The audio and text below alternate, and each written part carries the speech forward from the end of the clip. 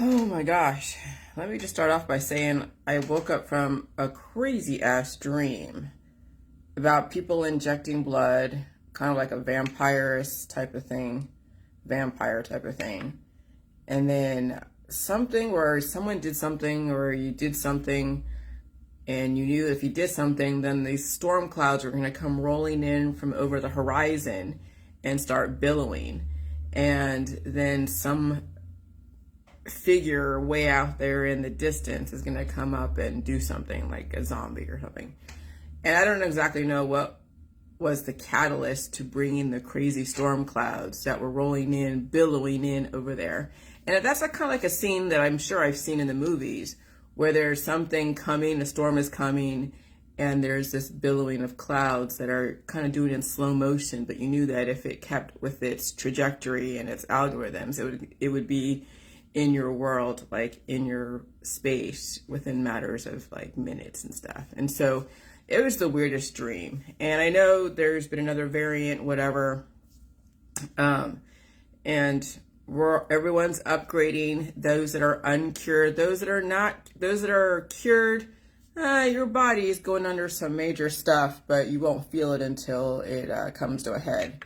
So some people's realities are not exactly in reality. They're still living in the old world, and that's the other side of it all.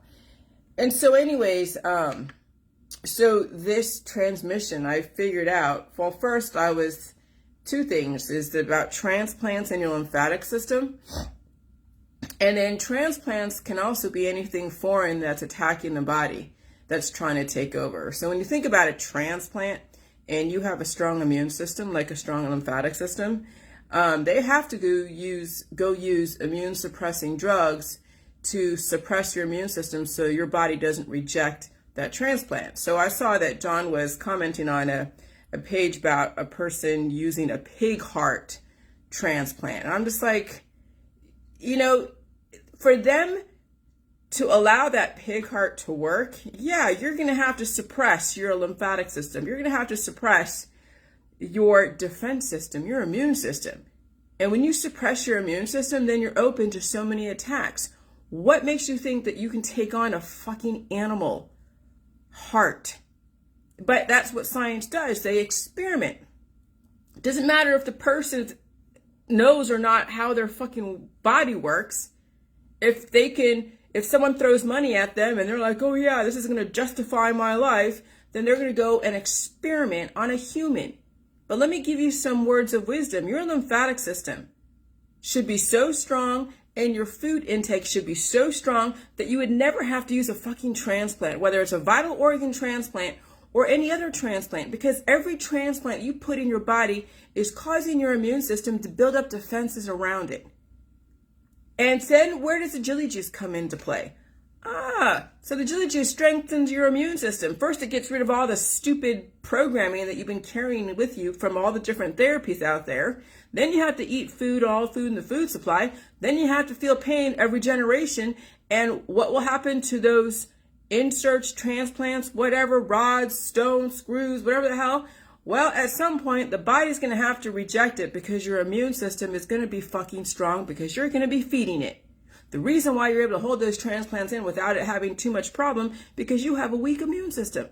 That's how they're able to keep those transplants in for a certain amount of time. And that's also a lifespan for a person when they're holding on to so much foreign material and the body is not rejecting it. Maybe, yes, it'll build cartilage around it, which we know that's half of the equation when someone has a transplant. Like I had the 6 sticks in my arms from Norplant. And when they finally took it out 6 years later, because I had it in for 5 years, whoever it was did a local anesthesia and was cutting through the cartilage because that was my body's defenses against a foreign implant. And that includes all the intrauterine devices, IUDs. That includes so many other things that is so famous in the medical holistic system when it comes to implants. Stents and screws and this and that. They're only temporary and the body's defense systems are going to break them down. But hey, this is what they do. They lower people's immune systems. They lower their salt intake so they don't strengthen their immune system and they don't bring in a higher intake of diverse foods. No, they put you on low sodium diet, especially if you had stents and screws put in your body. Lower sodium diet. Maybe you're diabetic, so now you have low sugars, and you're only on a very small type of a food diet plan, so that way you can break down before your very eyes as your immune system is attacking everything that's foreign within it. And then I'm thinking about all the stories. Oh my God. This is what I was thinking about last night when I'm listing out the story of this, the story of that. I mean, let me just verbalize it for you, because I fucking get it now. It's crazy.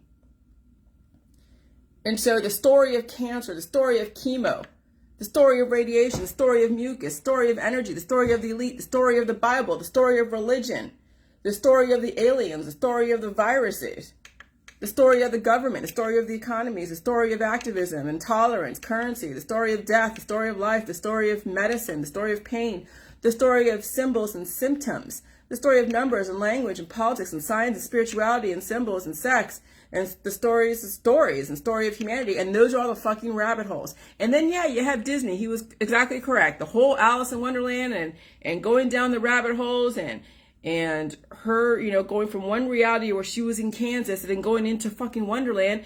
And it's all about the psychedelic drugs. It's all about all the different drugs playing with your hormones and then feeding you a story, going down the rabbit holes. And that's the same thing with the Matrix. They're letting you know, yeah, well, here's the big white blank room. And then here you're creating a story. You are actually creating your reality. And here you have the red pill and the blue pill, which, okay, we hear that all the time. No different than Alice in Wonderland and Disney and the archetypes and all the stories behind the stories. And then you see, this is where people, the whole Illuminati, they're doing the hidden messages and symbols within stories, like footnotes. When you're reading a book like Dante's Inferno and there's like a huge story behind a word or a huge story behind a little sentence, instead of writing out the whole fucking story, you put a footnote and say, hey, it's from, this word comes from this footnote, from this concept of this, and then that whole footnote is a story within a story within a story. And then you're like, holy crap, how many layers of stories am I reading? Am I just reading one story? Or no, there are layers and layers. And footnotes tell you that there are layers and layers of stories even behind the story. And that's the programming. That's the fucking programming. That's the crazy programming. That's the layers of shit that people have to peel back that right now don't have the time to, because they're too busy doing whatever they're doing, which I understand. But that's what then you realize that, so when you think about everything out there, whatever in politics, religion, and science, and whatever, spirituality, it's all like the imagination mixed with, with facts, with actual physical concepts like physics and chemistry.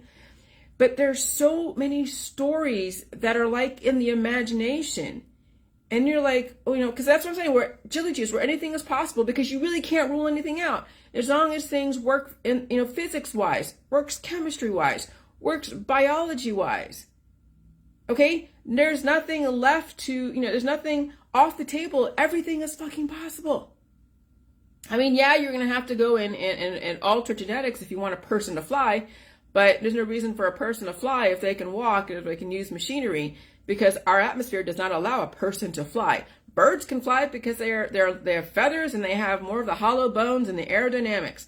But can I see a human with feathers and bones and little aerodynamics? No, humans are really fucking solid, and we have the intelligence to build instruments, to build things that have jet propulsion and aerodynamics and all the different software to go along with it, and then also the different heavy metals and the minerals to then allow us to reflect back excessive amounts of radiation and gamma rays and all that stuff. And that's why, I'm sure we were used at some point, generations ago to mine for certain minerals. And it's still happening today. People are still mining for minerals today, whether it's coal, whether it's gold, or it's diamonds. I mean, about the African diamond mines and all the different minerals in different countries that are being exploited and plundered by the rich and whatever, and people who want to look like a status have to go and buy diamonds. I don't wear any earrings. I don't wear any jewelry. I'm not into all that. I never was. And I think my the jewelry allergy that I did have when I had the earrings when I was a kid just had me disenchanted with the jewelry world. And it was fun, the clip-ons for a minute, but even that hurts you, the headaches from the pressure. So there's so many stories, holy crap. And so when you think about the reality, when someone says, okay, let's bring this shit back to reality, they call me the one that has the imagination. I have to say, when I actually look at what reality is, that I have to say, this is the reality, but someone calls me having a major imagination. But that's what I'm saying. I have to say, you have to have a good imagination to be able to understand what goes on. Because even the reality can be somebody's perception of an imagination. And so then you're like, holy crap. So then you understand why Disney is so pervasive in all the children. They are building a construct. Yes, it's Jungian, it's all the archetypes, but it's also the stories. And then they embed things like the Illuminati. And then you have someone like Alex Jones and all the different pundits, Jesse Ventura, oh crap, David Icke, who else? The other guys that play with the Ascension aliens. Oh yeah, the Greer, the Disclosure. And then you have so many people part of these think tanks. What are think tanks? They're the one that develop the stories. They understand how people operate. They understand people. Where do we come from? Who's our God? Where's the devil? Where's the devil? Who's evil? Who's Jesus? And who's this? And who's that? So we have these think tanks. And then there's people out there that are put out there to start embedding stories. And they also put it in the cartoons. Then you have people going in looking at Disney cartoons like, oh, look, there's a penis. Oh, look, there's this sex in here. Oh, look, there's this. And, you're absolutely right. There is subliminal programming, too.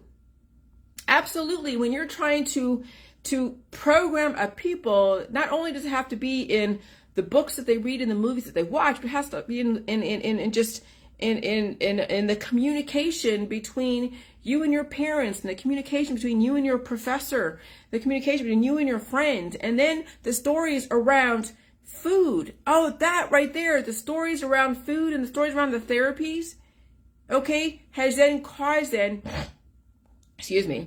caused then people to go out there and be activists against their own food supply.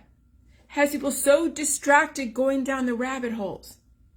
And so you see why the rabbit holes were created, because when you have so many stories, and then you get people all distracted, and you know that there is like 7.9 billion people with who knows how many freaking cultures and religions, then they're all going off their own little stories. That's the Tower of Babel if you want to use it biblically, okay? Is when you have this version of the Bible, this version of the Bible, this version of the Bible, and then you have all the religions, the offshoots, and all the different, the Hebrew for Christians, Jehovah's Witnesses, the Muslims, the regular born-again Christians, the Lutherans, the Luciferians, the United Methodists, and you have the Protestant, and I'm not knocking it all. I'm not saying it's bad, but you have to realize these are all stories created by people who then wanted to keep people divided and then conquered at some point. And that's when I was thinking about capitalism and communism, because capitalism is all about competition, survival of the fittest. It's about war. And then when communism is like when China wants to be a communist, right? People are like, oh my God, China communist, so horrible. Well, what they're trying to do is unify a population. They don't want divergence to go and upset the homeostasis. They want to have a uniform population that everyone's on the same page and they all advance equally and they all are getting fed. But there are some segments of the population that are very poor. So I don't know if communism actually is actually communism in China. Because when you think about it, you have to have less than 1 billion people to really have an effective communist society. You can't have 1 billion people, because how are you going to spread those resources and give everybody a chance equally when they're all at different levels of decline? And then, they're getting access to information and they're like, well, we don't have to live in this impoverished lifestyle. Why can't we have a car like, Deng Xiaoping or whatever? Why is that person over there get a nicer car than me? And, and so then when everyone is on different levels of decline and different levels of intellect, then you really can't have an effective communist society when it's not equal. People are not competing on a level playing field.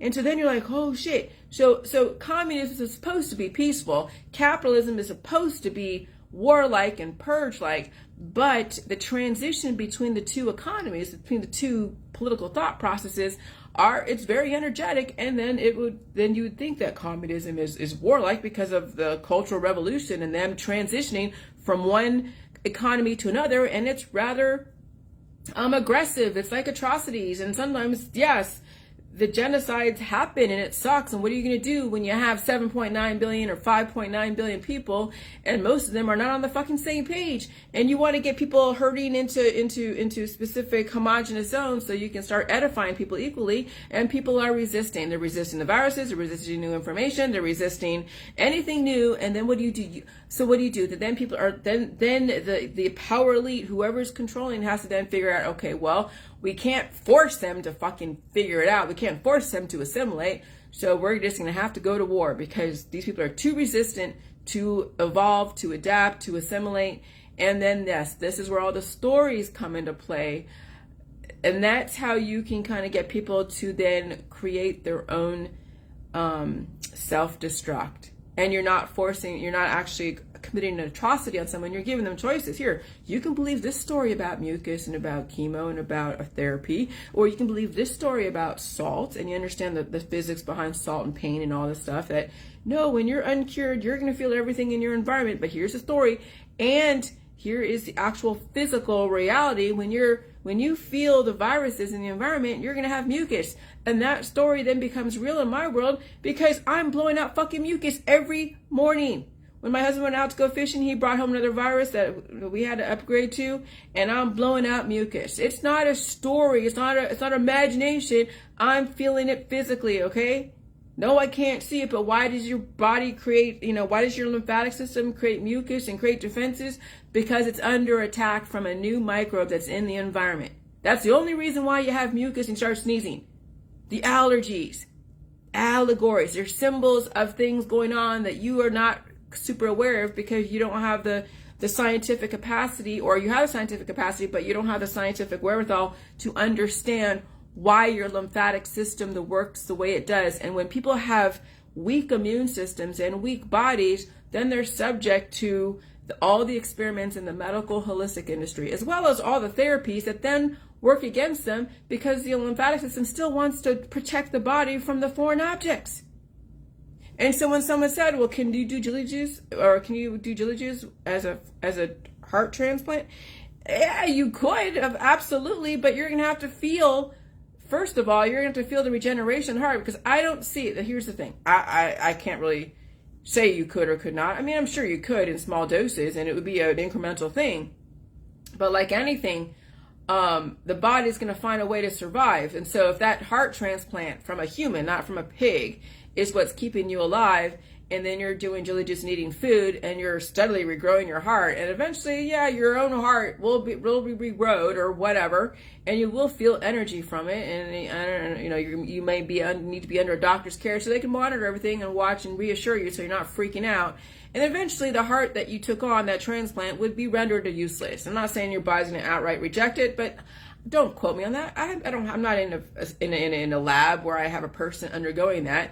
But that's the thing, is that I don't see the body killing you in order to survive when it comes to bringing in food and salt.